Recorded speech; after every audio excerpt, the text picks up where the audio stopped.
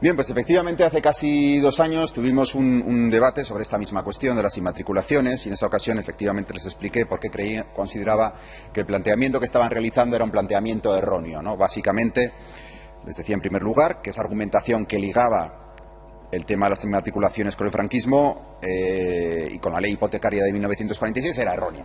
Era errónea porque efectivamente con anterioridad en el reglamento hipotecario de 1915 y en el Real Decreto del 6 de noviembre de 1863, la Iglesia Católica podía inscribir bienes de forma excepcional. Bueno, el señor Araiz me ha dicho que es posesión, no propiedad, no lo sé, tendré que verlo exactamente, pero como diré a continuación, el hecho de que la Iglesia tenía propiedades, tenía bienes que le pertenecían, fue también reconocido en otro lugar. Bien, en cualquier lugar, la afirmación de que esto es un invento del franquismo, pues servirá para estirar el chicle del franquismo, pero no se sostiene. Insisto, porque antes del 46 se podía inscribir con una certificación de las diócesis. Eso sí, con una condición, y es que esos bienes no estuvieran inscritos previamente por otra persona. Si los pueblos consideraban que eso era suyo, lo podrían haber inscrito, no lo hicieron. Bien, en segundo lugar, ¿por qué es también incorrecto? Porque el registro de la propiedad, también les comenté, se crea en 1861 y se crea para, precisamente, no se lo van a creer, para registrar la propiedad. Claro. El objetivo es catalogarla para el cobro de impuestos, sobre todo cuando se producen casos de compraventa. Pero la propiedad, naturalmente, la propiedad y la posesión existía de antes. En el caso de los bienes de la Iglesia, monasterios, prioratos, conventos, colegiatas, ¿cómo sabemos que efectivamente pertenecían a la Iglesia, pese a no haberlas escrito en su momento? ¿Cómo sabemos que no se han hurtado a los pueblos, como han dicho ustedes? Que los construyeron en Auzolán, ha dicho el señor Araiz. Y ya que eso uno se imagina pues a grupos de nescas y mutiles construyendo las iglesias al son de la chalaparta y en alegre francachela, ¿no? ¿Cómo sabemos que esto no pertenecía a los pueblos? Déjame hablar, por favor. Pues miren, por algo que les va a sonar del colegio. Los decretos desamortizadores. Era la desamortización, me van a ayudar, de los bienes de la Iglesia, ¿qué? De los santos de los últimos días, no, de la Iglesia Católica. Los decretos desamortizadores expresamente reconocen que están desamortizando los bienes de la Iglesia Católica. ¿De acuerdo? Claro, uno no puede expropiar bienes de alguien si no le pertenecen previamente. Eso me concederán que es bastante plausible, ¿verdad? Por si esto fuera poco, el Estado, en la Ley de Novación de Culto y Clero de 1845 y en el Concordato de 1851, reconocía que los bienes eclesiásticos que no había podido desamortizar, que no había podido vender, retornaban a la Iglesia Católica. Era un reconocimiento expreso de que esos bienes pertenecían a la Iglesia. Y precisamente porque se había reconocido eso, cuando en 1861 se pone en marcha el registro, que es un fracaso hasta la llegada del franquismo, no se le va a pedir que los tenga que registrar, porque expresamente se ha reconocido que eso forma parte de los bienes de la Iglesia Católica. Vamos con el tema de Aznar. Los lugares de culto católicos, efectivamente, no se podían inmatricular en nuestro país hasta 1898. Se entendía que como iban a ser objetos de compraventa, pues no era necesario, porque era muy raro que uno se pusiera a vender una catedral. Efectivamente. Las sinagogas, las mezquitas, los salones del trono sí se podían inmatricular. Así que el gobierno de Aznar hizo algo que a primera vista resultaba bastante sensato. Era dar a la Iglesia Católica los mismos derechos que estaba dando a las comunidades evangélicas, islámicas, judías, etcétera. ¿Bien? Es entonces cuando los obispados de España se lanzan a inmatricular sus bienes y lugares de culto. En Navarra, ha dicho la señora Sáez, yo desconocía ese dato, el 89% de lo que se matriculó y se inmatriculó eran lugares de culto. Mire, como acabo de explicar, esto no significa que con anterioridad no fueran suyas. No se equivoquen. ¿Ha podido haber excesos? Han comentado el caso de Frontones, yo también los desconozco. Pues sí, es posible que haya habido excesos, pero quien tendrá que decidir acerca de esos excesos, pues de nuevo será lo de siempre, los tribunales, no los parlamentos, no los gobiernos, es los tribunales. Y son las partes implicadas en el proceso que se abra, los interesados, los que tendrán que pedir al registro de la propiedad las notas simples, no los gobiernos. Ustedes instan al gobierno. Es que yo creo que eso no entra entre las competencias de un gobierno. Bien, todo eso estuvimos hablando en 2016. Bien, todo esto, como pueden comprender, tiene muy poco que ver con las creencias religiosas, tiene muy poco que ver con clericalismo, con ese confesionalismo falso que pues la Constitución del 78 no desarmó y todo eso. No, yo no les voy a contar mi vida, pero mis hijos ni siquiera están bautizados. Ni siquiera están bautizados. Pero esto no tiene que ver con creencias, esto tiene que ver con el respeto a la propiedad. Si a cualquiera de nosotros nos contaran que alguien en Polonia, en la República Checa, quiere coger las sinagogas, quitárselas a las comunidades judías y dárselas a los ayuntamientos, a todos nos parecería una barbaridad. Porque lo normal es que los lugares de culto pertenezcan a la comunidad de creyentes en esa confesión religiosa. Eso es lo que es de sentido común. Como insisto, no tiene nada que ver con las creencias, es una cuestión de respeto a la propiedad e incluso diría de respeto a la no confesionalidad del Estado, porque me quieren decir ¿para qué demonios quiere el Estado lugares de culto? ¿Para qué quiere? ¿Para organizar talleres de empoderamiento por medio de la percusión africana o de la chalaparta? ¿Para qué quiere una ermita, una iglesia, un ayuntamiento? Yo creo que una iglesia, por muy bonita que sea o que sea fea, tendrá que servir para practicar el culto. ¿Bien? Es más, esto a ustedes les parece una cosa intolerablemente franquista y un robo. Pues les tengo que dar una mala noticia, porque en Cuba, un régimen que, hombre, algunos los admirarán, otros no lo admirarán, pero desde luego no van a decir que es un lugar oscurantista y vendido a la Iglesia. Pues en Cuba, desde 2009, se está devolviendo a la Iglesia Católica la propiedad, no se lo van a creer, de los lugares de culto. Sí. O sea que, por lo visto, el fallecido Castro, pues estaba robando a los cubanos. ¡Qué vergüenza, señor Castro! Cuando se murió dijeron que era un señor muy bueno, pero por lo visto era un ladrón.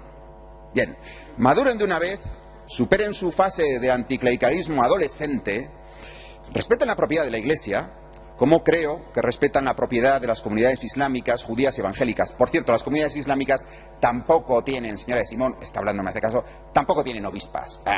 No tienen ni muftis, ni sheikhs, ni imames femeninos. Muchas gracias. Mi escaseurere, turno para el Partido Popular, señor García Jiménez. Gracias, presidenta, y si me lo permite y dada la brevedad hablaré desde el escaño, ¿no? Yo hacía una petición en este caso a la señora de Simón diciendo que devuelva a la Iglesia no lo que no es suyo. Yo le diría a la señora de Simón que de una vez por todas pida a los partidos que sustentan al gobierno que de una vez por todas pues reconozca la importantísima labor que realiza la Iglesia Católica en nuestro país, ¿no? Cuestión que también en cierta medida pues le interesa y hace uso de esa misma labor social que desempeña la Iglesia por parte del Gobierno de Navarra. Por lo tanto, la labor silenciosa, en muchísimos casos, de muchísimas personas que están detrás y que estamos detrás de la Iglesia Católica, que hacemos una labor, o entendemos que hace una labor social, en este caso, y que es conveniente que usted, como digo, lo reconozca.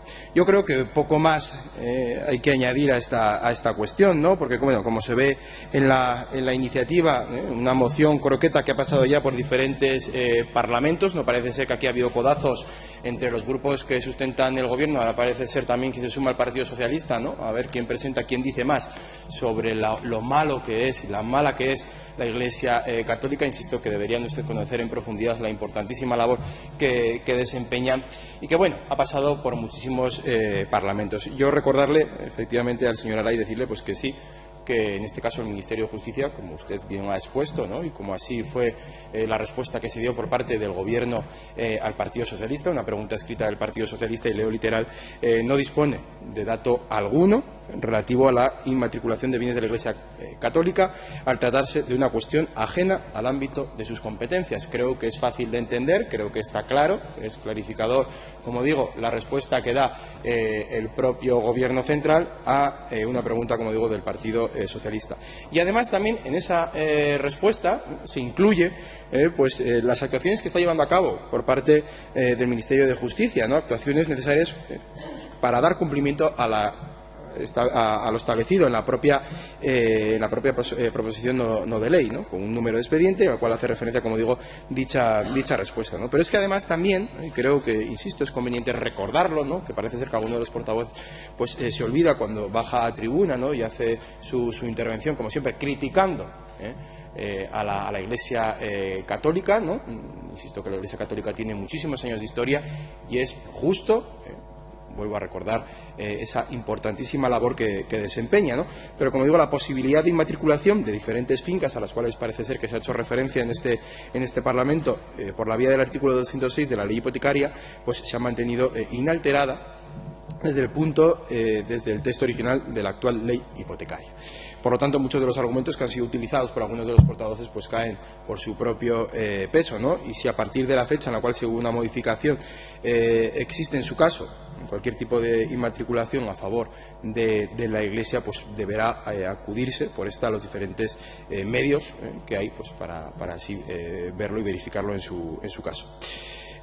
Poco más que añadir, ¿no? Pues insisto que bueno, la labor que queda reflejada siempre por algunos de los portavoces que hoy hemos visto que están en contra de todo lo que tiene que ver con la Iglesia, por lo tanto en contra de una gran mayoría de navarros y también españoles que nos consideramos católicos, y efectivamente se ha puesto un claro ejemplo. Me gustaría ver también si este Parlamento haría una petición pues a la comunidad musulmana en caso de también haber sucedido situaciones en las que se dice en este caso, ¿no? Es más, hemos visto incluso algunos portavoces también de este propio Parlamento felicitar festividades de otras religiones cuando la mayoría o la festividad de la mayoría de los católicos de nuestra comunidad pues celebramos nunca. En este caso se nos felicita por parte de algunos de los portavoces. Por lo tanto vemos pues quizás el odio que existe en algunos de los portavoces, algunos de los parlamentarios que hay hacia todo lo que tiene que ver con la Iglesia Católica. Por lo tanto votaremos en contra de la moción que presenta, en este caso la presenta el cuatripartito, en otros parlamentos Podemos, ¿no? Y bueno, visto lo visto, la cantidad de codazos que ha habido por ver quién se lleva este protagonismo, ¿no? A la que cual incluyo al Partido Socialista, pues no vamos a ser, como digo, no aceptamos ni entendemos en absoluto la propia moción. Muchas gracias. Muchas gracias, señor Raiz Flamarique. Su turno de réplica.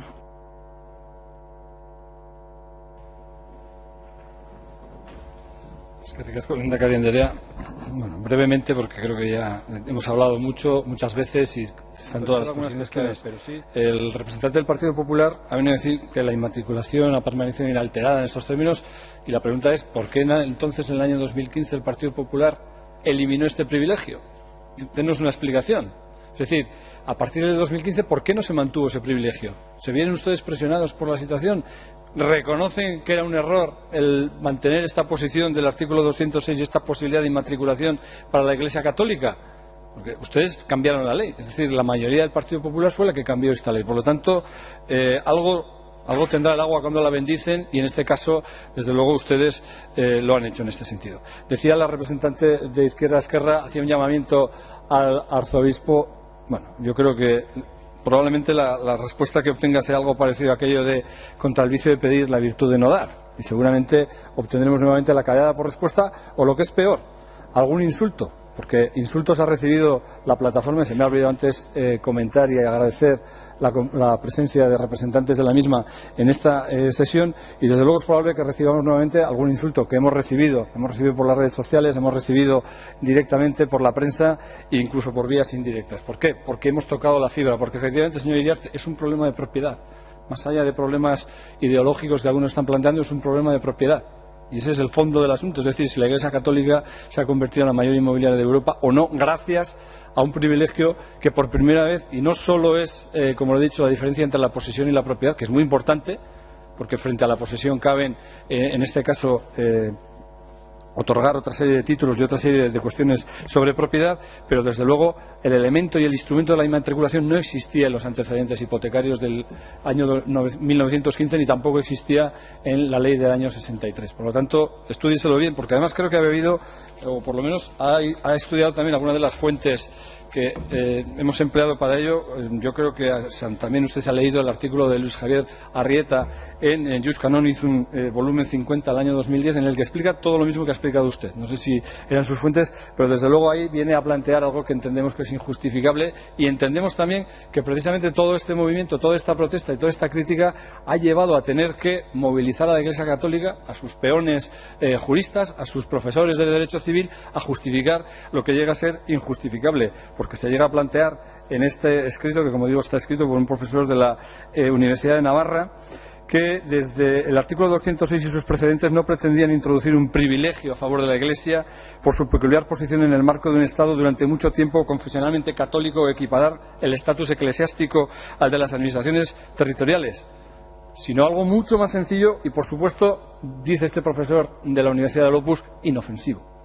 No tiene ningún interés ni mercantil, ni de propiedad, ni de nada. La función que cumple el artículo 206 de la ley hipotecaria en el ordenamiento jurídico es la de regular en una única norma, esto es, en un único procedimiento, dos situaciones distintas pero que resultaban análogas por motivos objetivos. La falta de titularidad dominical escrita sobre determinadas fincas que afectan tanto a la Iglesia como a las administraciones territoriales.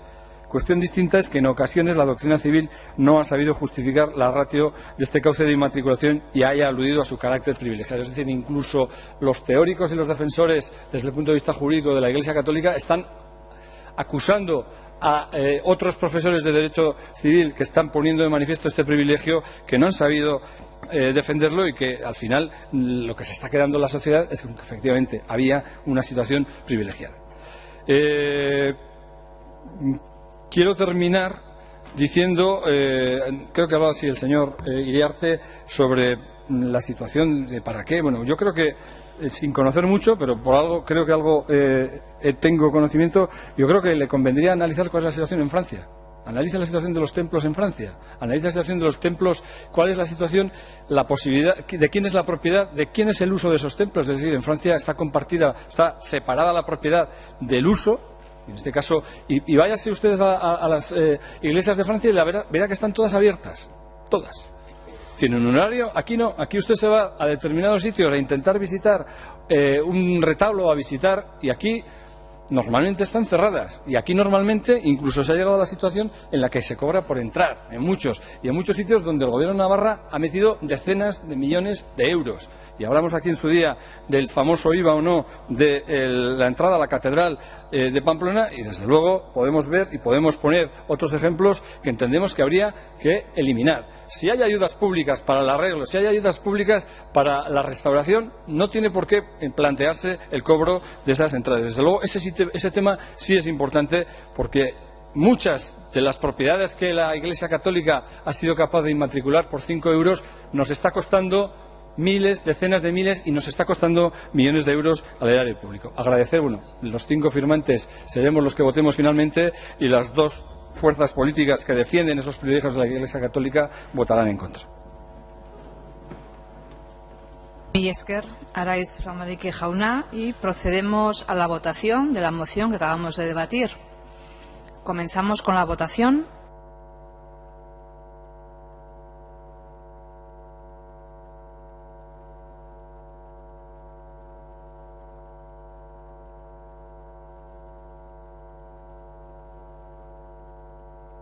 Idazkari jauna emaitza. Hauza, bozketaren emaitza, baiezko botoak 33 dira, ezezkoak 17 eta ez dago abstentziorik. Queda aprobada la moción, y también dar las felicidades zorionak a la Plataforma de Defensa del Patrimonio Nafarroako Ondarearen Defentsarako Plataforma, zorionak, enhorabuena. Suspendemos la sesión hasta las 4:30.